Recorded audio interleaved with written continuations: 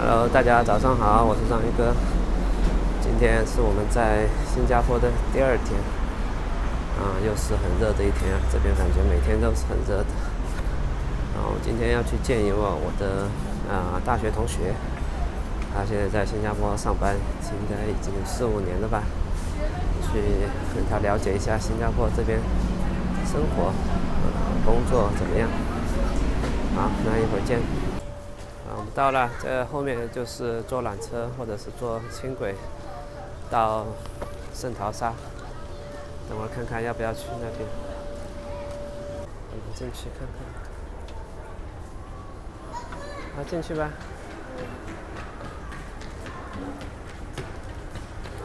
进吧，进。你好，多少位呀？我们有朋友在的，看一下是坐在哪。坐那边。好，谢谢。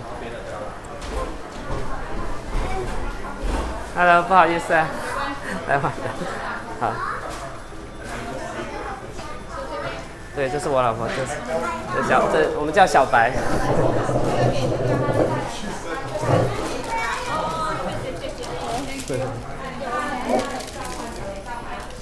坐这儿吧。不好意思让你们久等。可能他们小孩子就是有时候会时间比较难找。对，他们10点钟才起床。对，他每天都是。上学怎么办？平时上学当然是7点钟就起床了，8点钟上。你们8点上课？对，8点上课。我们是7点半上课。7点半上课。他现在是上1年级了吗？对，1年级。今年才上1年级，还是去年就上了？我们是1月开始上学的，对吧？1月上学，那1月刚刚开始上1年级。1月开学，所以现在都1年级快结束，因为现在8月嘛。所以到明年1月份又是2年级。他学习开始是从1月份开始。对，1月份开学，然后是11月10几号就是整个学年结束。1月中旬。感觉新加坡怎么样？还行吧。很适应了哈。对，比欧洲好。对，这个饮食的话，真的就是你要选什么，好像都有吧。不过现在也就是感觉这种全球的这种通胀挺厉害的吧。就是之前相对便宜一点，现在也涨价很多。对，然后它那个 GST 就是那个消费税也涨，所以就。消费税对，美国也涨。对，是吧？美国也涨一些。也涨啊，美国的物价涨得更厉害。对，我们每个城市的消费税不一样，像有些像南湾那边就是10%了，有些。这边是8%，然后明年要涨到9还是10。从那个工作然后到拿到 PR 是多久？3到5年吧。3到5年。对，有可能你中间换工作的话，有时候可能会稍微有一点不一样。但是如果你要不要洗过了，干净的。如果你在这上学的话就很快，上学的话你一毕业，然后你就马上拿申请，可能就1年。因为上学，比方说你本科4年或者那个4、5年，人家就把那个算进去。就是我们这种的话，就可能算不进去，所以就时间稍微久。这样子。你之前说，如果是那个绿卡这边买房，就还会有一些交的税比较多，是吧？对，外国人是最多。外国人最多。是绿卡，然后才是公民才是。对。那比如说，那你买房的时候还是绿卡是吧？没有，已经是公民了。对。所以说那时候就对啊，要等到公民再。你爸妈会过来吗？对，现在他们在因为就是这样的话，你帮那个父母申请那个长期的，也会，你们应该也是吧？就父母长期的话就简单一点。但是好像我们必须得那个拿到公民之后才能申请。对，就像你。对，要拿到公民之后。这边租房好贵啊，我看。租房很贵，现在5、6千。就是你基本上你挣的钱可能一下又到那个贡献给房租的市场了。现在你在吃吃喝喝上学，因为你不是孩子公民的话，你还得还学费。你这样一下的话，就基本上没钱了。就是你们小孩当时来的时候，他也没有国籍的。对，但是就是也是一样，它也很贵。对，幼儿园的应该当时还好，因为我们当时上的时候已经是 PR 了。然后就到上小学之前，因为转成公民了，所以小学的时候就是免学费。哦，小学是免。他是小学中一直免到上大学了，上大学不免，大学比外国人少一点，但是也是要还的。大学，我觉得美国大学学费好像也挺超贵的，美国是非常贵。他们说至少5万，5万一年吗？5万美金一年。对，这边可能也差不多。这边应该不是。没那不是本地人没那么贵，加起来可能也要30-40万人民币吧，就整个上下来。一年啊？没有整个上下。整个。那边一年就要这么多。哦，你们整个上下啊？对，本地人。对的，我发现这里的吃啊什么还是比美国要便宜。哦。美国现在封上之后真的特别可怕。对，你去超市买菜买东西那种，就自己在家里煮的话，我觉得更划算一点。外面我们现在也吃的比较少，就外面可能随便你点，然后他又就是再收点什么消费税、服务费乱七八糟，有点像小费那样的感觉。这边小孩上学那个卷不卷呢？也挺卷的，这边是那种什么精英教育。我觉得美国也好卷啊，真是受不了。这边就是小3的时候，他要有一个什么 GEP，就是那种天才班的考试，然后先把这个什么百里挑一的这个先选拔出来，然后就把这些就放在特定的一些学校里一起培养。那你说这边上学是7点半到几点呢？7点半到1点半吧。7点半到1点半。整个小学都是这样吗？对。啥？那1点半之后呢？那你们上班？1点半之后就是有些你去上辅导班，对，然后你要接回家就接回家，对。那辅导班又要花钱呢？对，还有学校里面的可能稍微便宜一点，你要去外面的辅导班就可以了。那比如说学校的辅导班，它可以上到几点钟呢？上到6点。对，他只是说，应该是他不会太教你东西吧，就可能看着你做作业什么的。哦，这样子。额外教东西呢，可能就要花钱。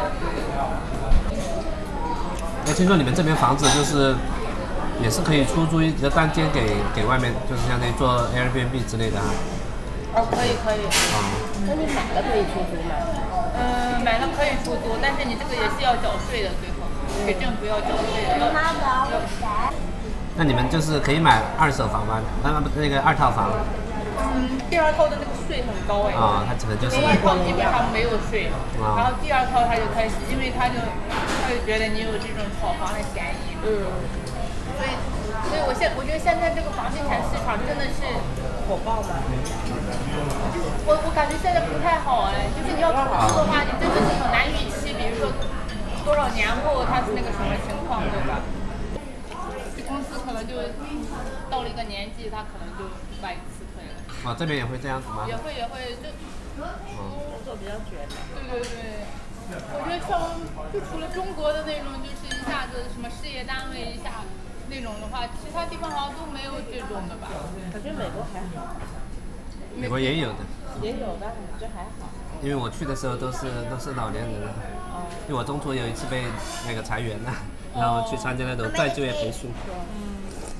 就说他也不是说100%到最后肯定都不得善终，但是肯定是这个风险是挺高的。就比如说你工作的时候稍微犯一个错误啊什么的，那人家就找到这个，或者说人家我觉得最多也能到50岁吧。就是你说是你想国内要弄到60、70领那么高的薪水，那不可能。有些人可能40以上就也就被裁了，也要看行业吧，行业呀，公司赚的钱啊什么的。你们需要加班吗？还是把它造完。一般情况下还行，但是有时候也是要你把那个工作做完的。没有了。周末有时候，但比较偶尔吧，没有像国内强度那么大。反正我感觉还是要尽早吧。反正这边是，就是他可能就是看你如果年纪要小一点的话，他就可能更欢迎你。这个速度又快，年纪大的话，我觉得这可能每个国家都差不多吧。就觉得你这都老了，跑到我们国家来养老了。对，我觉得也是。对，他年轻人他就觉得可能你对这个行业的贡献啊，什么年轻活力这种，没错，发达国家都是喜欢年轻人。其实我们当时就是想，他如果回国上学的话，再去美国应该没问题。如果从美国再回来就完蛋了。就只有英语吧。对，英语不过他们前面应该小学美国小学英语应该也没多难吧。我觉得还是有点难的，就是词汇量。对，词汇量很多，然后阅读很多。但是我觉得英语嘛，反正后面应该也还是可以捡起来。中文的话，忘了就可能就不好学，中文还是比较难的。对，中文我们是有华文课的，但是这边的华文跟中国的语文好像也是，它那个角度不一样。是吗？就这边的话比较重视应用的这种，它就是想让你把这个语言用起来。哦，那挺好的。可能更从什么文化历史背景这样一个角度去教学。哦。它这边就有点像那种商务法语的那种。哦，这样子。对，交流，然后可能考试的时候你可以拿字典，然后但是比如说你写一份什么华文的电子邮件啊，但是没有人写，但是你可以查字典。应用一些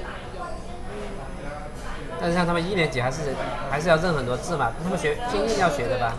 都学完了，早都学完了，然后每个礼拜现在有华文拼写、英文拼写。还拼写。就拼写的时候字、拼音那个声调都要对嘛。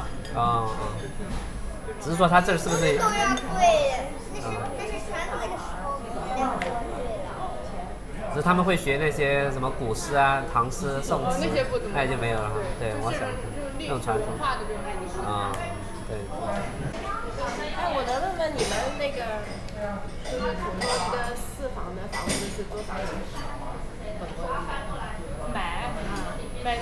买的话是那种公寓是吧？对，像你们买的那个。我们买的是 SDB 是什么 ？SDB 是只有中国公民买的。它是主屋吗？对，主屋。就叫主屋 ，HDB 就是主屋。我就想问问大概是什么价格？就你们购命买的吗？看地点吧，然后大概的话，可能一般也是还要看几房式吧。像你们买，对，我们买是大概是人民币可能400多吧。400多，然后有几房？多大180几吧。这边就是没有说什么室内面积。没有公摊面积。大概也可以有4房左右。对，4个卧室。4个卧室，2个卫生间这样子，3个卫生间，那还是挺便宜的呀。才60万美元嘛，差不多，400万人民币嘛，是吧？400多万。对，不知道现在汇率。然后你说也没有 property 没有那个地产税 property tax。没有。只有那个物业费。物业费会贵吗？物业费1个月400-500人民币吧。400人民币也不算便宜。但是这个如果你们刚来的话，你们肯定没法买嘛。对。你们刚来的话，可能只能去买那种公寓，那种私宅的话就蛮贵的。那你们刚来就是肯定就是租房嘛，是吧？对，租房。那就是说在买房之前那段时间应该是很那个年代还比较便宜一些。现在都涨得挺多的。就相当于没拿到公民之前，在这儿感觉生活应该是还是挺难的。对。因为那时候可能刚开始的时候，你年轻的时候就没孩子，那样攒钱可能还快一点。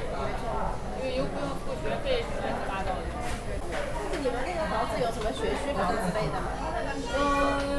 学区房，但是只是，就比如说是你们现在是到了那个报那个小一的这个时候，学区房是关键，它是按什么先是1公里、2公里，然后是抽签来的。所以那个房子也会贵一点，学区的房子。对，但是也要看那个学校是不是他们的那种名校吧，普通的学校这方面也没那么激烈。关键如果是你的孩子已经错过了那个年纪的话，那学不学区对你没什么用了。但是你说那个年纪是只有小学是吗？就只有是幼儿园的最后1年报小一的那个瞬间是有用的。你后来就是你这个插班的话，插班难道是你想去哪个学校就可以去哪个学校？不是，插班必须得看那个学校有没有剩余的学额，然后剩下的学校反正可能也不是那么抢手的，然后反正要等待吧，然后。好的和差的那个学校会相差很多吗？还是其实也是看个人学习能力？个人学习能力我觉得肯定是最关键的。然后，但是他们这边的就是这个机制就是，只要是你是有能力的，他绝对不会被埋没。就比如说你在普通班，但是你学习成绩好，他又把你调到尖子班。然后尖子班，如果你再优秀，他可能你还可以申请转校这种，反正就看你。尖子班。这边还好，反正全国是一个分数线，不管你什么种族。像这边他要考什么南洋理工、新加坡理工，他们要升大学就读他们新加坡的大学，是不是应该是挺容易就可能考上？就是它的重点不是他高中的，就是他们这叫那个 junior college， 但是他的前面就是小四不断一直在分流嘛，你可能在前面时候被分走了。但是他也有就是你在上 poly 的时候就去到理工学院了，有点像国内大专那种。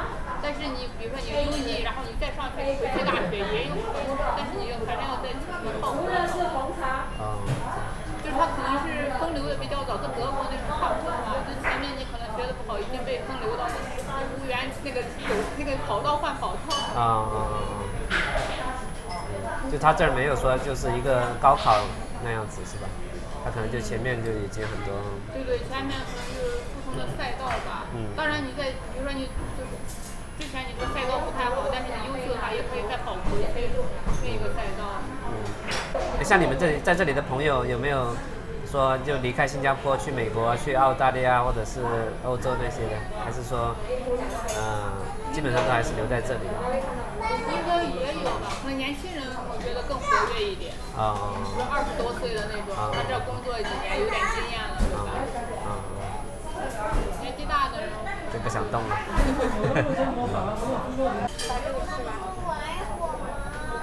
那我们去那个游乐场。好。这边就是坐轻轨，那有轻轨去圣淘沙。前面远处就是 Universal。对我们那边，我不知道你们这边是需要什么报税吗？就是我们每年都要报税吗？对，我们是每年要报税。然后他就是什么都要算税嘛，像你这种，你存款的利息，然后他就会当做你的那个普通的收入来算税。存款利息我们这个。你们不算？那挺好的。股市的好像是你赢了钱，那个什么到一定。对，那个我们也有，那个股市的还好一点。多少税呢？工资的话。它也是一个档一个档，但是现在的话好像是那个是新加坡是，如果是你有孩子的话，好像基本上也是很少的，就是那个 working mother，就是因为她就是好多是女性，她可能有了孩子就不做工了嘛，她就是你有孩子，然后你又是女性，就基本上就不怎么交税。那挺好的。我们不到10%，就存几个点。这样的，那还是不错的。然后还有一些抵的税，比如说你父母在这儿，那你说我父母在这儿，然后什么长期居留，我还要帮他们一些生活支出，他也可以帮你抵掉很多。小孩外面玩得太热了，带他们来玩具反斗城这儿玩一会儿。这家店在美国都倒闭了，在这儿还好。在新加坡，你要偷个东西是要坐7年牢的，所以说这里犯罪成本特别高。大家就不会做那种事情了。在这里看到鱼尾狮，